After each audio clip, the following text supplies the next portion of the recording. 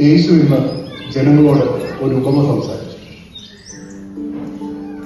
വിധക്കാരന്റെ ഉപമ.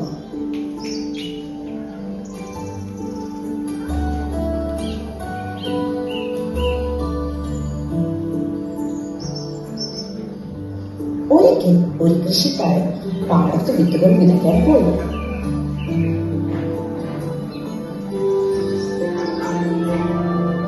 അദ്ദേഹം കുട്ടയിൽ നിന്നും വിത്തുകൾ വിതറാൻ തുടങ്ങി.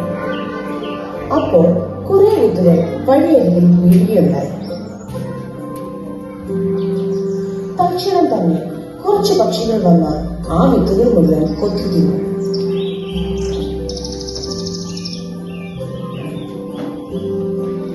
ഇതൊന്നും നോക്കാതെ കർഷകൻ വിത്തുകൾ വിതറിക്കൊണ്ടേയിരുന്നു.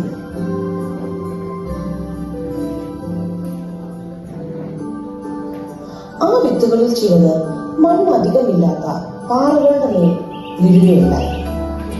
ആ വിത്തുകൾ അതാ വളരെ വേഗം മുളച്ചു വന്നു.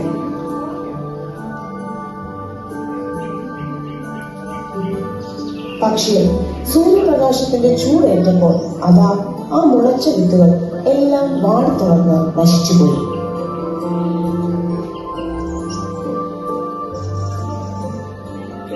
കർഷകൻ വീണ്ടും വിത്തുകൾ വിതറാൻ തുടങ്ങി. അതിൽ ചിലത് മുള്ളുകളുടെ ഇടയിൽ വീണുപോയി. ആ വിത്തുകൾ വളർന്നു വന്നപ്പോൾ മുള്ളുകൾ ആ വിത്തുകളെ ഞെരുക്കി നശിപ്പിച്ചു കളഞ്ഞു.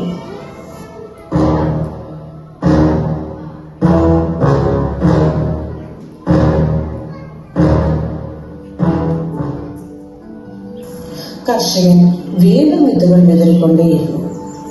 ഈ പ്രാവശ്യം വിത്തുകൾ വീണത് നല്ല നിലത്തായിരുന്നു. നല്ല നിലത്ത് വീണ എല്ലാ വിത്തുകളും 100, 60, 30 മേനി വിളവ് തന്നു. കർഷകന് വളരെ സന്തോഷമായി.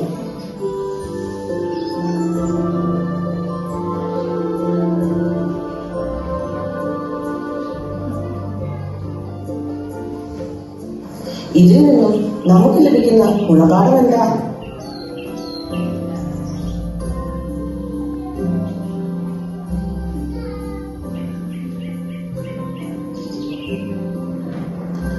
ദൈവവചനമാകുന്ന വിത്തുകൾ നമുക്ക് വിതയ്ക്കാം.